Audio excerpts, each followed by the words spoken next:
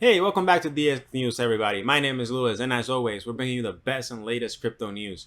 Now, in case you didn't know, Chris Rock slapped Will Smith in the Oscars. Just kidding. Anyway, it doesn't matter. Welcome back, everybody. Hope you enjoyed the show.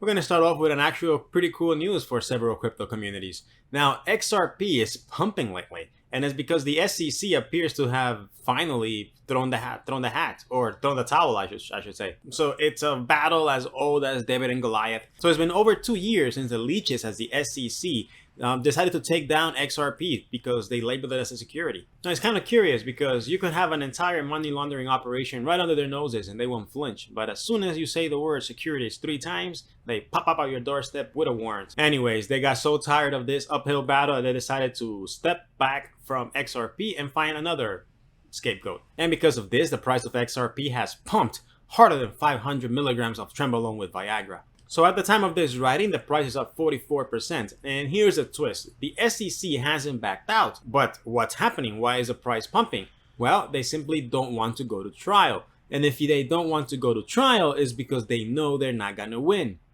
If you remember last time, we covered that they don't want to go ahead to trial, and they've actually asked the judge to decide whether there is enough evidence to make a decision in either way.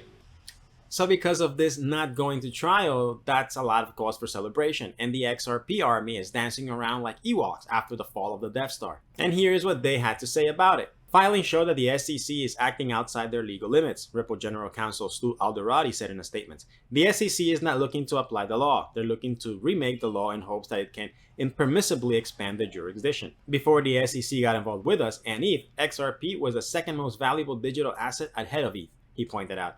We think the judge has information she needs to make a ruling, and we think it's very clear that the SEC is grossly overreaching their authority, he said. Basically, suck a dick, SEC. A big one.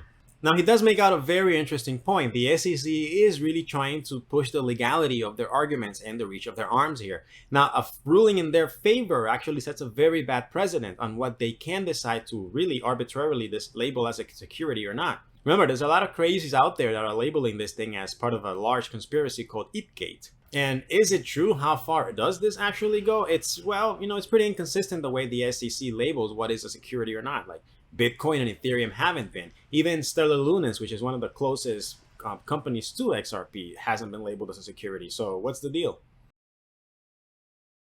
Now, like every other classical episode of DX News, we're going to talk about some company going bankrupt and how it could affect or not crypto world in general.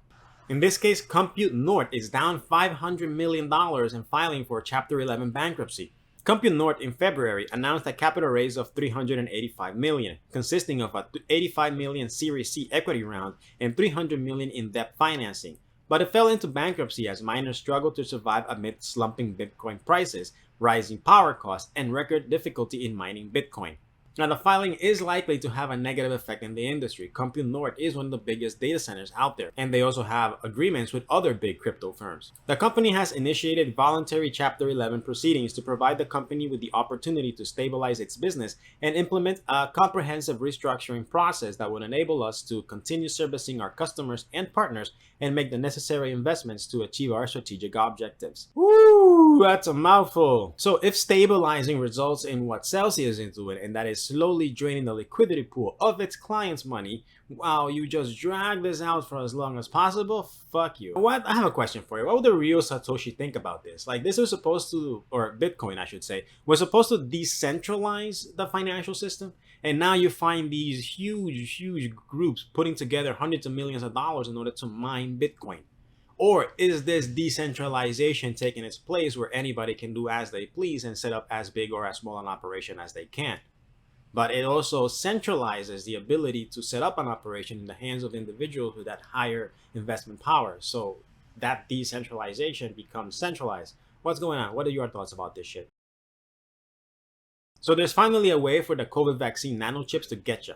So this is good news, whether you like to think about it or not. Just kidding. Crypto adoption is going crazy, guys. Recently, Nova Labs have actually partnered with T-Mobile. With this deal, both companies will work on a which will help boost capacity of the national network of T-Mobile's 5G network. A lot of networks and networking going on there. So Nova Labs and T-Mobile's have signed an exclusive 5-year agreement. The agreement is for the launch of a Helium mobile network. which will leverage T-Mobile's existing macro network and Nova Labs CBRS net. This service is set to launch the beta stage in early 2023. How does this work and why is it relevant? Well, imagine using your phone as part of a blockchain and getting money for it. We provide users an opt-in for mobile tokens to anonymously share how the network is performing, said Rensky. This feedback will enable Helium Mobile to know which small cells are performing the best and to reward the owners of small cells accordingly. This is an absolute win for crypto, guys. Probably a new concept. T-Mobile is one of the biggest carriers in the United States and hence the world. And let's not forget that Catherine Zeta-Jones used to appear in their commercials, so they're bound to get some attention of crypto skeptics and non-believers. As a whole, this is definitely positive for crypto adoption. Hopefully, T-Mobile has enough customers to get us out of this bear market because we can't rely on AT&T for that. Moving on to practically another honor segment in our show, NFT hacks. This time, the gentleman Jason Falovitch was scammed out of $150,000 approximately in NFTs. Well, actually, the scammer sold them for about $150,000. It cost him over $300,000. So here's something you need to know. This dude is actually a business partner of Mark Cuban's, or alleged, because Mark Cuban says they're not really. And this guy has actually banned from Twitter because he was promoting shady NFT projects on his Twitter page. So maybe he did deserve it, kind of like karma's a bitch kind of thing. So let me clarify that not banned himself, but one of his Twitter media pages. He was charging up to $100,000 for promotions without disclosing that they were actually paid advertising. So he did cost his followers a ton of money. On September 25th, Falovitch tweeted from his account, "I got hacked last night on OpenSea. Apes, doodles, ETH, it's not pretty." 4 NFTs had been stolen out of his wallet, along with 2 doodles, a mutant ape, and a bored ape. 4 NFTs had been stolen out of his wallet, 2 doodles, a bored ape, and a mutant ape, along with 6 ETH. The mutant and the bored apes were both sold at 15 and 82 ETH respectively.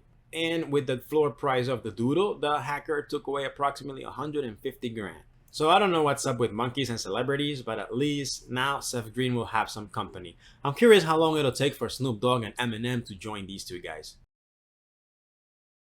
So the weekend was very interesting. Hope yours was as well. I personally got into more exploring the new website, and I gotta tell you, it looks great. I love it even more.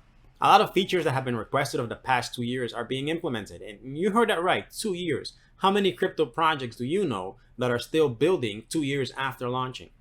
So guys, like and subscribe, give it a share, and as always, please remember to do your own research. My name is Louis. Have a great day.